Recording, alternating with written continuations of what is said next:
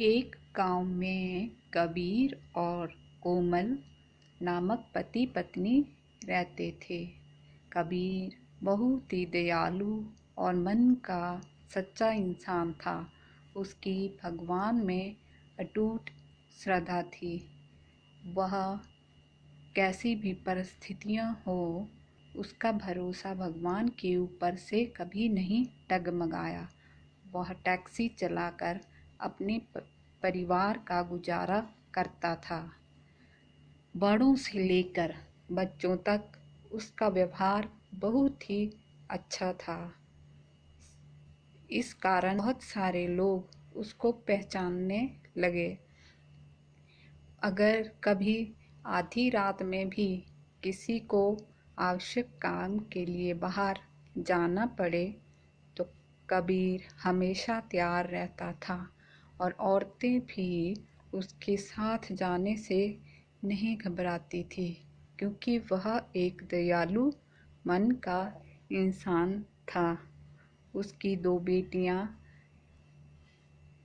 रिया और रीना थी और एक बेटा राजू था। तीनों पढ़ाई कर रहे थे। उनमें से बड़ी बेटी की पढ़ाई खत्म हो चुकी थी और कबीर ने उसको 12वीं तक की पढ़ाई करवाई थी। बाकी के 2 बच्चे पढ़ाई कर रहे थे। उम्र होने के साथ ही उसने अपनी बड़ी बेटी की शादी करने का निश्चय किया। भगवान ने दिया हुआ उसके पास जो भी था वह काफ़ी था। टैक्सी ड्राइवर ने अपनी बेटी की शादी एक जॉइंट फैमिली में तय कर दी और उसके ससुराल वालों ने शादी की तारीख तय कर दी। टैक्सी चालक ने अपनी बेटी की शादी के लिए पैसे जमा करने के लिए रात दिन एक कर दिया। उसने अपनी बेटी के लिए गहने, कपड़े और शादी का सब सामान खरीद लिया। वह अपनी बेटी की शादी का दिन देखने के लिए आतुर था। एक दिन वह भगवान के मंदिर में पूजा करने लगा। मंदिर में पूजा करते हुए वह बोलने लगा, हे भगवान, मेरी बेटी की शादी जल्दी ही होने वाली है। मेरी बेटी की शादी का सामान खरीदते हुए मुझे कभी कोई कमी नहीं हुई। आपके दयालुपन से सब ठीक चल रहा है। सब सामान आ गया है और खाद्य पदार्थ भी पहुंच गए हैं। उसने इन सभी के लिए भगवान का उपकार माना और धन्यवाद किया। शादी को 2-3 दिन ही बचे थे। वह अपनी बेटी के पास गया और बोला, मेरे पास तुम्हें देने के लिए ज़्यादा नहीं है, पर मैंने तुम्हारे लिए कुछ गहने लिए हैं। एक अच्छे परिवार में तुम्हारा हाथ सौंप रहा हूँ। लड़का अच्छा काम करता है, वहाँ तुम्हें किसी प्रकार की कोई कमी नहीं होगी। लड़कियाँ दूसरों की संपत्ति होती है, उन्हें एक ना एक दिन ससुराल जाना पड़ता है। कभी निराश मत होना बेटा। आज मैं तुम्हें यह पाठ सिखा रहा हूँ। बड़े लोगों की आज्ञा का पालन करना और अपने सास ससुर को अपने माता पिता समान समझना। ससुराल वालों ने तुम्हें कोई काम करने को कहा तो तुम काम जरूर करना। हमारी प्रतिष्ठा का ध्यान रखना। लड़की उसके अच्छे गुणों से ससुराल वालों को अपना बनाती है। तुम्हारे यह सब बातें वह टैक्सी चालक अपनी बेटी को समझा रहा था। समझाते समझाते उसकी आंखें आंसुओं से भर गई। परिवार में शादी का वातावरण था। सभी रिश्तेदारों की धूम थी। शादी को 3 दिन ही बाकी थे कि एक रात अचानक उसके घर में आग लग गई और उसकी छोटी बेटी रीना पानी पीने के लिए उठी तो उसने देखा कि आजू बाजू में सिर्फ धुआं ही धुआं था। उसने अपने माता पिता को भी जगाया। जागते ही सब आग लगी चिल्लाने लगे। बड़ी मुश्किल से टैक्सी चालक ने पीछे की बालकनी में जाकर खंबे के सहारे बाहर जाने का प्रयास किया ताकि बाकी घर वालों की जान बच जाए, लेकिन सभी घर वाले तो निकल गए, लेकिन उनके घर में सारा सामान जलकर राख हो गया। उसमें शादी का सामान भी जलकर राख हो गया। थोड़ी देर जहाँ पहले खुशियाँ थी वहाँ अब दुख भरा माहौल बन गया और सबकी आंखों में आंसू बहने लगे। और पिता की तरफ रिया ने आते हुए कहा, पापा निराश मत होना, यह सब मेरे नसीब में लिखा था। हम हार नहीं मानेंगे और हम सब काम करेंगे और मेहनत करके दोबारा सब कुछ हासिल कर लेंगे। रिया बोली, वह लड़का अगर मुझसे सच्चा प्यार करता होगा तो यह सब देखकर भी वह शादी के लिए तैयार हो जाएगा।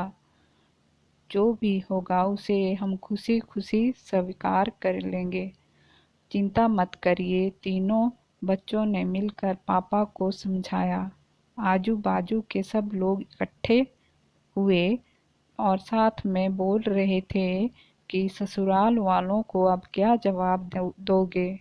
जो आया वह शोक व्यक्त करके चला जाता था। कबीर के घर के पास लोगों की भीड़ जमा हो गई। सभी बोलने लगे, आपने अच्छे काम करके पैसे कमाए थे। कबीर बोला, भगवान की यही इच्छा होगी तभी तो उसने यह किया। उसकी पत्नी कोमल आई और बोली, आप भगवान का नाम स्मरण करते रहो। भगवान को बदले में यही सब कुछ दिया। अब इस घर में कभी भी भगवान का नाम नहीं लेना। तभी कबीर उससे बोला, तुम नसीब वाली हो जो इतनी बड़ी आग में भी जिंदा वापस बाहर आई हो। यह नियति का खेल है। भगवान को दोष मत दो। किसी आदमी ने यह खबर प्रेस में दे दी। दूसरे दिन अखबार में खबर आई कि टैक्सी चालक के घर में आग से सब कुछ जलकर खाक हो गया और उसकी बेटी की शादी को कुछ ही दिन बचे थे। गरीब आदमी अपनी बेटी की शादी अब कैसे करेगा। जिसने भी यह खबर सुनी उसने मदद की। उसे भले टैक्सी चालक को पहचानने वाले सब आए और पता नहीं अपने साथ क्या लाए। उसका घर तोहफों से भर गया और किसी ने गहने के लिए, किसी ने कपड़ों के लिए और किसी ने राशन के लिए पैसे दिए। यह सब सुनने के बाद रिश्तेदारों ने भी मदद की। शाम तक उसके घर में इतने पैसे जमा हो चुके थे कि उसे पता ही नहीं था। तीनों बच्चों ने पैसे पापा को दिए तब उसे अपनी आंखों पर विश्वास नहीं हो रहा था।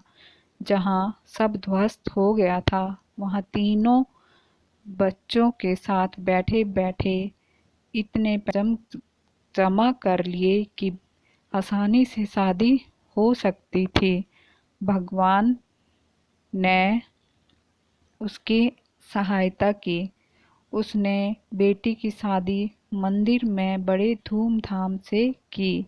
लोग आपस में बोल रहे थे, सच्चे मन के इंसान को भगवान मदद क्यों नहीं करता।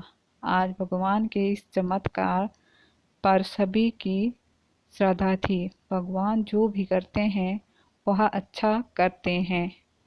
टैक्सी चालक की पत्नी बोली, मुझे माफ़ कर दो। गुस्से में भगवान को मैंने पता नहीं क्या क्या बोल दिया। तीनों बच्चे हंसते हंसते माँ की तरफ देखने लगे।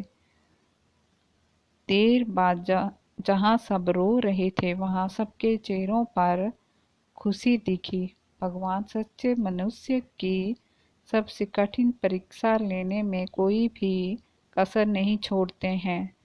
कबीर और उसके बच्चों ने संकट के समय एक दूसरे का साथ दिया और विश्वास डगमगाने नहीं दिया।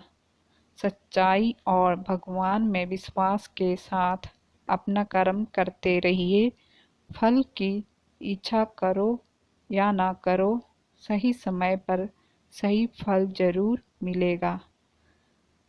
जब भगवान हमारी मदद चाहते हैं तो ऐसे करते हैं कि जहाँ तक हमारी बुद्धि सोच भी नहीं सकती है।